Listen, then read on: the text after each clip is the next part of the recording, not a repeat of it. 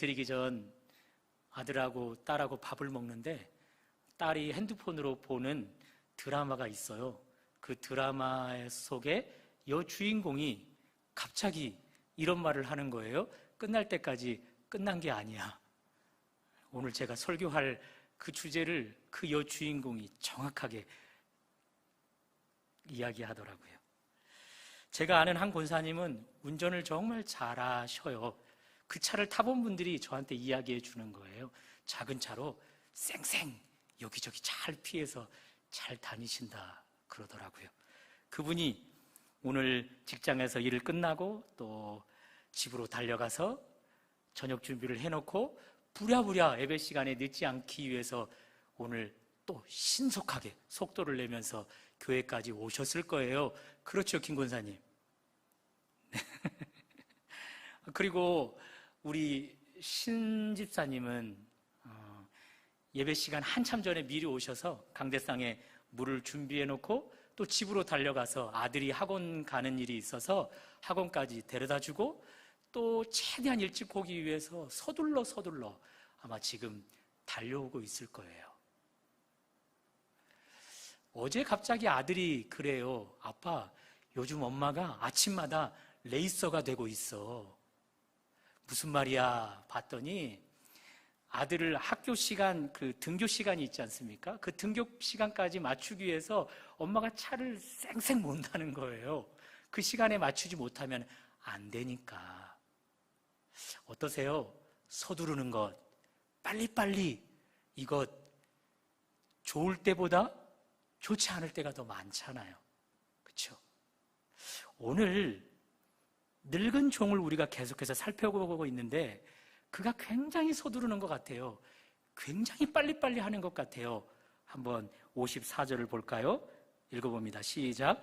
이에 그들 곧 종과 동행자들이 먹고 마시고 유숙하고 아침에 일어나서 그가 이르되 나를 보내어 내 주인에게로 돌아가게 하소서.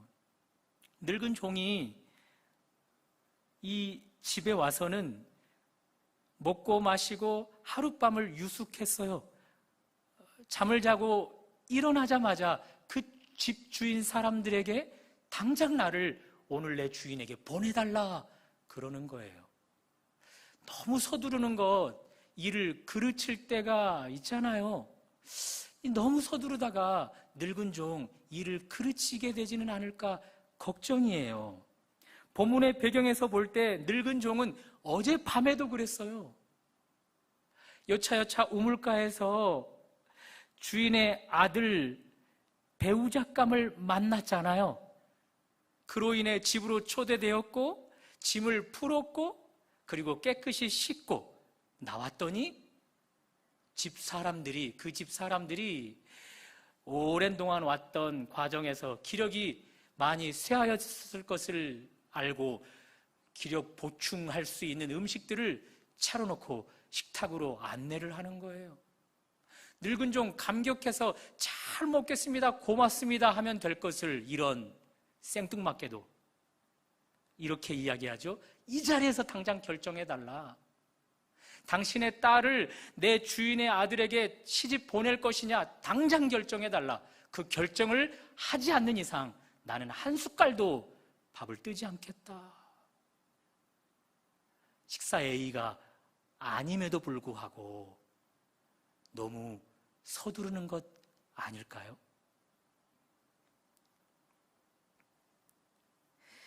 우리는 알고 있어요. 늙은 종과 이 배우자가 될 집 사람들과의 만남은 첫 만남이에요. 오랜 동안 관계를 맺어온 만남이 아니에요. 첫 만남이란 말입니다. 첫 만남 가운데서 지금 일륜지 대사 결혼 문제에 대하여 이야기하는 중이에요. 그런데 일륜지 대사 결혼 문제를, 그 중요한 문제를 지금 당장 결정해달래요. 생각할 겨를도 주지 않고 당장 결정해달라. 지금 이 자리에서 결정하지 않으면 나 한 숟갈도 밥을 뜨지 않겠다. 이거 너무 무례한 행동 아닐까요? 여차여차 그 집 사람들 그 자리에서 당장 결혼을 수락합니다. 그런데 하루가 지났어요. 아침이 되었단 말입니다. 그런데 또 한 번 무례한 행동을 또 하는 거예요. 아침에 밝아서 이제 당장 나를 보내라는 거예요. 당신의 딸과 당장 나를 보내라는 거예요. 얼마나 그 말이 황당했을까요? 듣던 그녀의 오빠 그리고 모친이 하는 말입니다. 55절을 우리 한번 읽어볼까요? 55절 제가 읽을 테니 눈으로 한번 따라와 보세요. 니브가의 오라버니와 그의 어머니가 이르되 이 아이로 하여금 며칠 또는 열흘을 우리와 함께 머물게 하라. 그 후에 그가 갈 것이니라. 늙은 종은 1분 1초도 아까워하듯이 속히 서두르려 하는데 이 집 사람들은 너무 황당한 거예요. 그래서 당장 못 보내겠다라는 거죠. 최소 며칠은, 최소 열흘은 함께 머무를 수 있는 시간을 달라는 거예요. 마치 고개를 절레절레 흔드는 것 같지 않으세요? 제가 일전에 아내와 결혼하기 전에 장인 장모님 댁에 처음 인사드리러 갔었다 말씀드렸죠. 그분들이 저를 어떻게 대했는지는 모르겠지만 저의 입장에서는 문전박대 받은 느낌이었다 말씀드렸잖아요. 그런데 제가 딸을 낳고 딸을 키우다 보니 장인 장모의 마음이 100번 더 이해가 돼요. 훗날 딸이 제가 결혼할 상대자예요 라고 데려왔을 때 저는 저의 장인 장모보다 훨씬 더 그럴 것 같아요. 특별히 만나자마자 이 오늘 본문의 늙은 종처럼 오늘 당장 나를 사유로 받아들일 건지 말 건지 결정해달라라고 한다면 그 무례함에 너무 황당해서 퇴짜를 놔버릴 것 같단 말이죠. 늙은 종, 눈이 있다면, 귀가 있다면 며칠 혹은 열흘을 머물게 하라 이 말을 들으면서 그들의 억양을 들으면서 아, 내가 너무 무례했구나. 너무 이 첫 만남 가운데 내가 무례하게 행동을 했구나라고 스스로 뉘우쳐야 했을 것 아닙니까? 그런데 아랑곳하지 않습니다. 56절을 계속해서 한번 볼까요? 그 사람이 그들에게 이르되 나를 만류하지 마소서. 아랑곳하지 않아요? 여전히 서두르려 하고 있어요. 여전히 빨리빨리 진행하려고 하고 있어요. 저는 이 늙은 종에게서 한국 사람의 냄새가 풍겨나요. 우리 한국 사람 전통적인 문화가 있잖아요. 빨리빨리 문화. 제가 외국인 노동자들과 함께 일을 해봤는데요. 그들이 저에게 와서 한국 사람의 크나큰 단점을 이야기합니다. 종수, 한국 사람 빨리빨리 안 좋아. 종수 안 돼. 빨리빨리 안 돼. 제가 영어로 말한 거예요. 그들은 경험이 있는 거예요.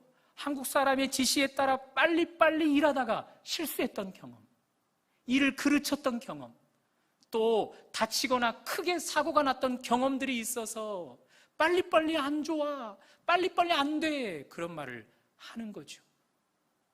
삼풍백화점 붕괴해버렸잖아요. 성수대교 붕괴해버렸잖아요. 선진국에서는 상상도 할 수 없는 일들이 왜 우리나라에서만은 일어나는 걸까요? 빨리빨리 문화가 만들어낸 결과물 아닐까요?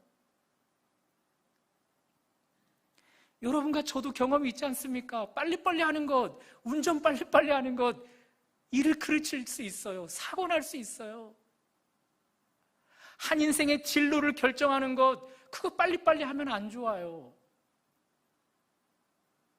특별히 배우자를 선택하고 결혼하는 일, 그거 빨리빨리 서둘러서 좋을 게 하나도 없단 말입니다. 거의 대부분은 빨리빨리 하면 일을 그르칠 수 있어요. 그런데 오늘 성경에 이 늙은 종의 빨리빨리 하는 이 행동은 우리는 어떻게 받아들여야 할까요? 하나님이 이 부분에 어떻게 생각하시는 걸까요? 오늘 성경의 저자는 침묵하고 있어요. 빨리빨리 하는 것이 옳다, 그르다 판단하는 것을 침묵하고 있어요?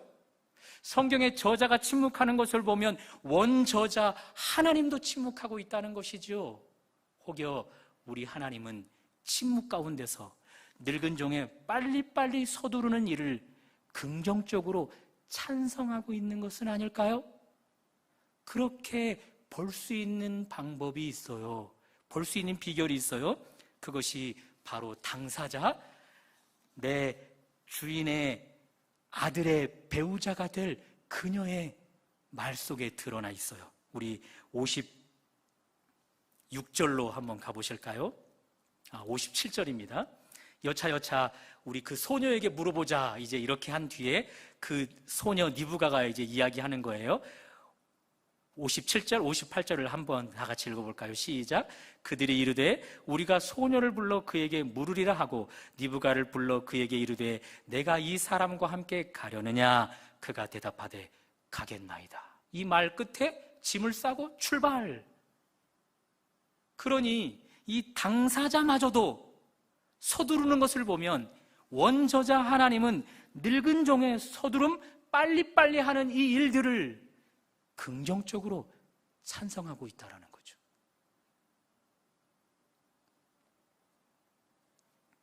그러니 여러분과 저는 여기서 적용할 수 있어요?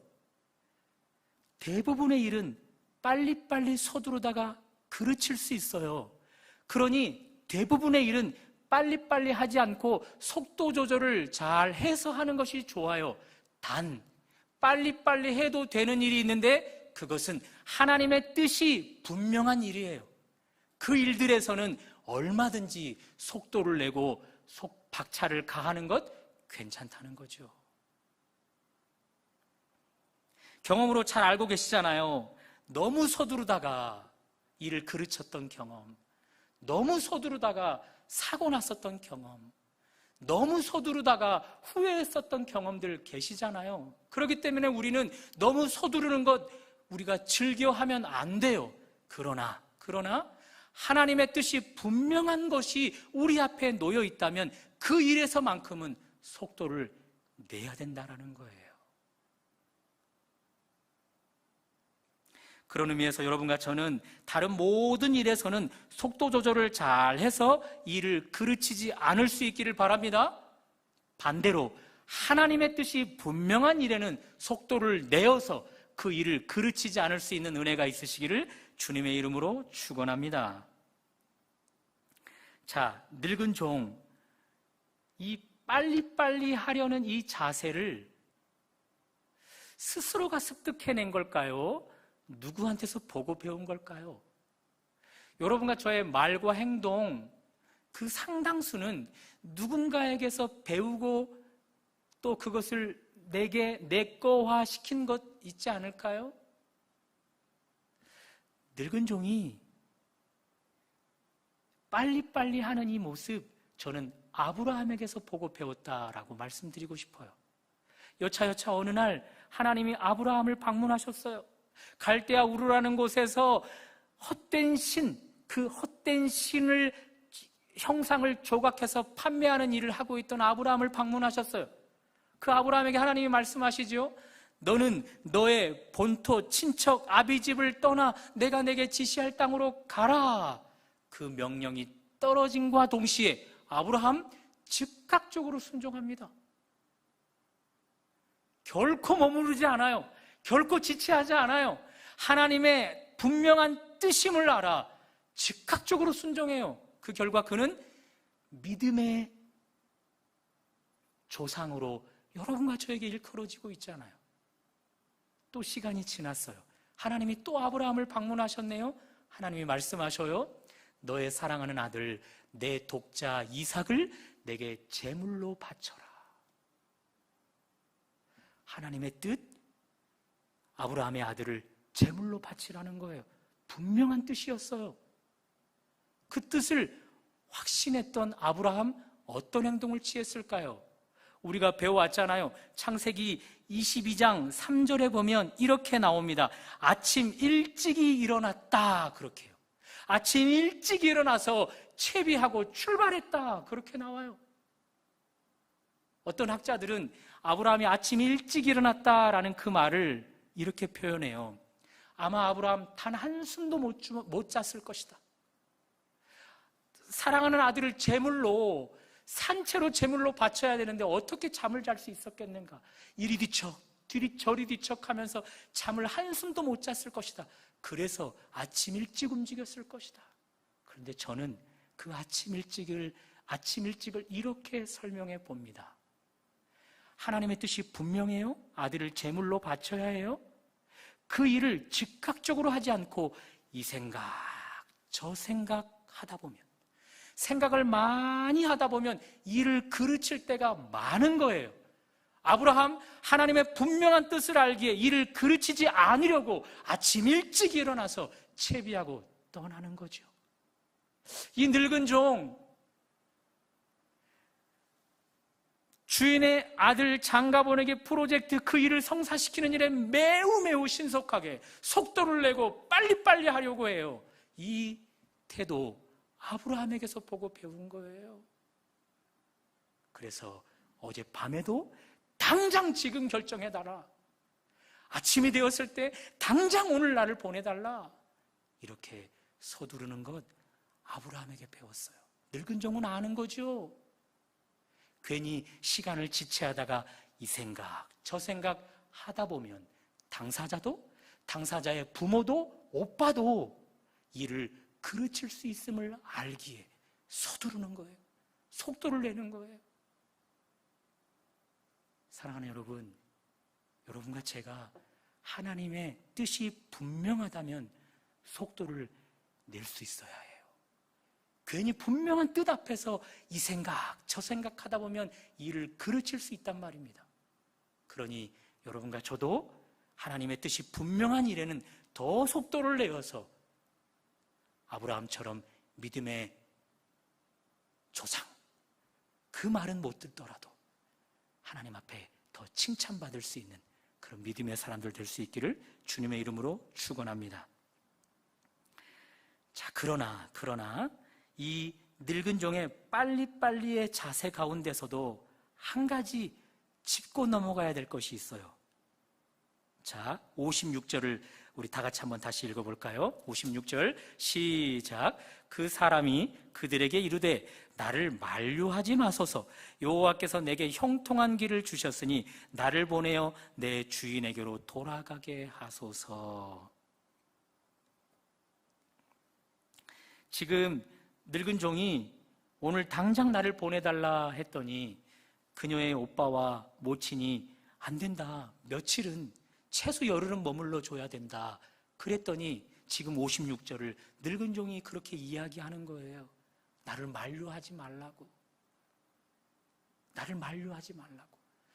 만류하지 말라라는 말을 바꿔보면 나를 지체하지 않게 하라, 그 말이잖아요. 내게도 속도를 내게 하라, 그 말이잖아요. 그런데 그렇게 말한 이유가 있단 말입니다. 그것이 56절 중반절이에요. 56절 중반절. 여호와께서 내게 형통한 길을 주셨으니. 이 말은 이런 거예요.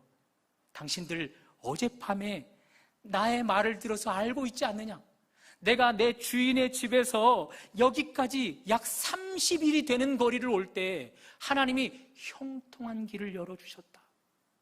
우물가에서 기도하는 과정 속에 당신의 딸을 만날 수 있도록 하나님이 형통한 길을 열어주셨다. 당신의 딸의 초대로 집으로 왔고, 어젯밤 제가 무례하게나마 들렸을 법한 이야기 가운데 당신의 가족들 만장일치로 결혼을 수락했다. 그 모든 일 하나님이 나에게 허락해준 형통한 길이다. 그러므로 하나님이 허락해주는 형통한 길이 활짝 열려있는 이 과정 속에 왜 나를 지체하게 하려느냐? 속도를 내게 하라, 더 빨리 가게 하라, 그런 말인 거예요. 그러므로 여기서 적용할 수 있어요. 여러분과 저에게 하나님의 분명한 뜻이 확인되었어요. 그 일 속도를 내어서 해도 돼요. 그러나 조건이 하나 더 채워져야만 해요. 그것은 바로 하나님의 분명한 뜻이 확인되었어요. 그것 더하기. 그것을 이루어 가고자 할 때 형통한 길이 열려 있는가, 그것이에요.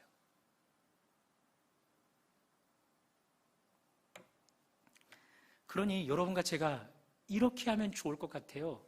하나님의 분명한 뜻이 확인되었어요. 그 일을 속도감 있게 하려 하기보다 먼저 형통한 길이 열려지는 것을 보자라는 거죠. 그것은 기도하는 일들일 것 같아요. 하나님의 확실한 뜻이 보여졌습니다. 제가 이것을 놓고 기도합니다. 충분히 기도하며 하나님, 제가 기도하며 기다립니다. 그 과정 속에 하나님이 직접 응답을 해주신다면, 혹은 나의 마음속이 그 응답으로 더 편안해진다면, 뿐만 아니라 그 일들을 누군가가 혹은 환경들이 형통하게 열려져 가면서 도우는 듯한, 도움는 듯한 그런 환경이 펼쳐진다면 그 일은 하나님이 속도감 있게 하라는 것이죠. 반대라면 하나님의 뜻이 분명한 일이 있어요. 그런데 기도를 해도 응답이 없어요. 왠지 마음도 찜찜해요. 사람이나 환경도 전혀 형통하게 열려지지 않는 듯해요. 그런 일은 더 기도하면서 기다릴 수 있어야 된다는 것이죠.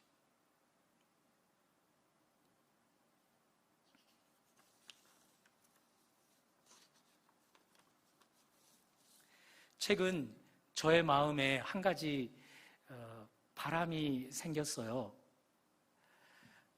저희 교회 청년 중 한 명 혹은 두 명에게 딱 1시간, 그리고 딱 4번 정도만 기초 성경 공부를 진행하면 어떨까, 그 마음이에요.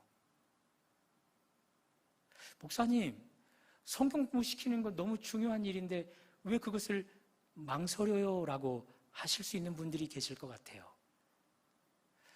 그 사람의, 상대방의 마음은 제가 아직 확인해 보지 못했어요. 전혀 준비되지 않은 마음일 수도 있고, 괜히 말했다가 거절당할 수 있어요.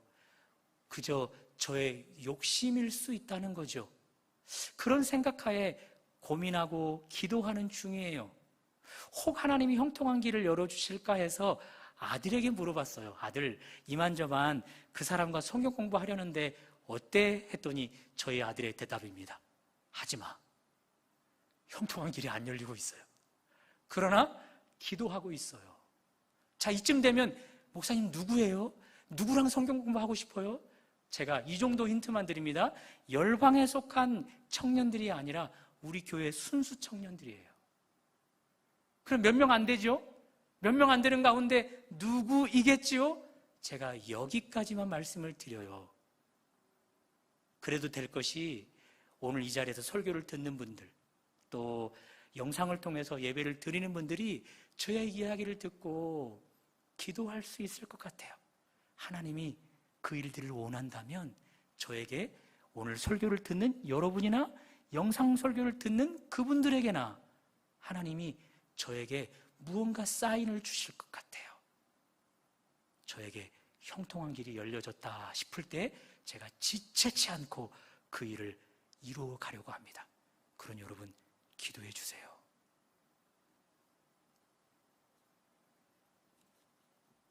자, 이렇게 여러분과 저는 너무 서두르다가 일을 그르칠 수 있어요.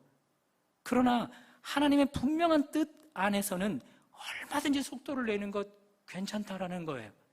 단 조건이 하나가 채워져야만 해요.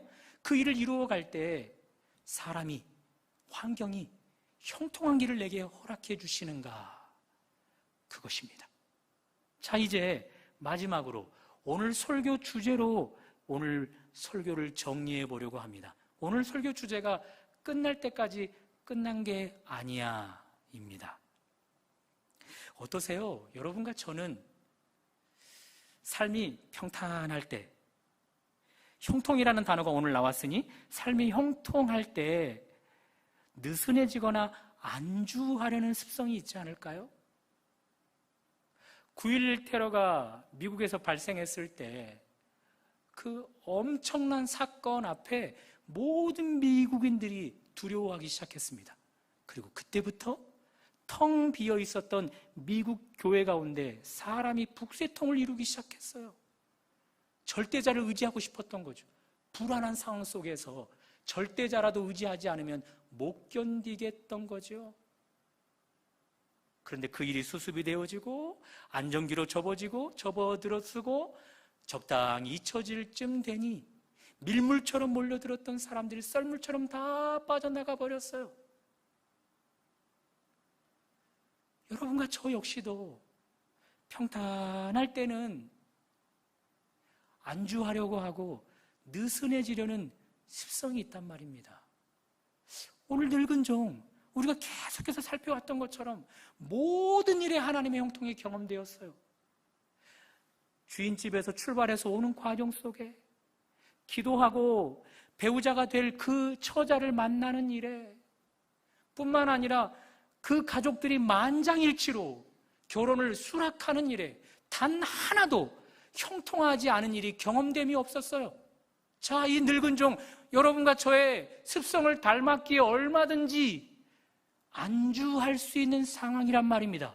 그럼에도 불구하고 오늘 우리가 읽은 본문에서처럼 오늘 당장 나를 보내라, 당신의 딸과 당장 나를 보내라, 이렇게 주인의 아들 장가보내기 프로젝트를 성공하기까지 열정적으로 쉬지 않는 이 사람의 태도 무엇일까요? 56절을 보시면 그 답이 나옵니다. 56절 우리 다 같이 한 번 더 시작. 그 사람이 그들에게 이르되 나를 만류하지 마소서. 여호와께서 내게 형통한 길을 주셨으니 지금부터입니다. 나를 보내어 내 주인에게로 돌아가게 하소서. 이 말이 위에도 똑같이 나와요.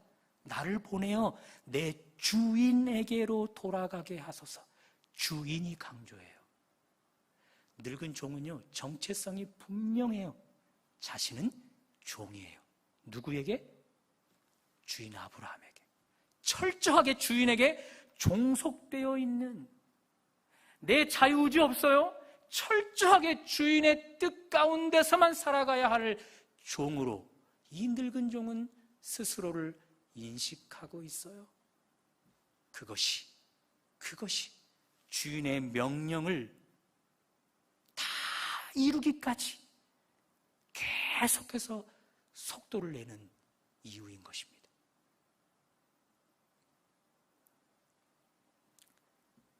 늙은 종만 늙은 게 아니에요. 우리는 24장을 살펴보면서 24장 1절을 읽어서 잘 알 거예요. 아브라함이 나이가 많았고 늙었다. 이제 삶을 정리해야 될 때예요. 하나님의 부름을 받아야 할 날이 얼마 남지 않은 아브라함이에요.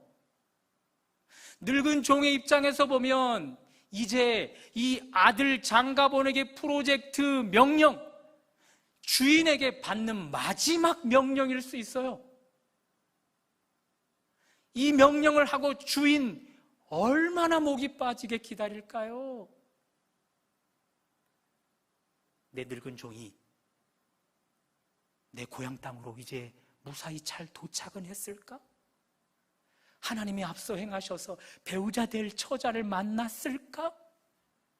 처자를 만났을 때 그 집안 사람들이 그 부분에 수락하였을까? 시간이 더 흘러가 이제는 올 것 같은데 오늘은 올까? 내일은 올까?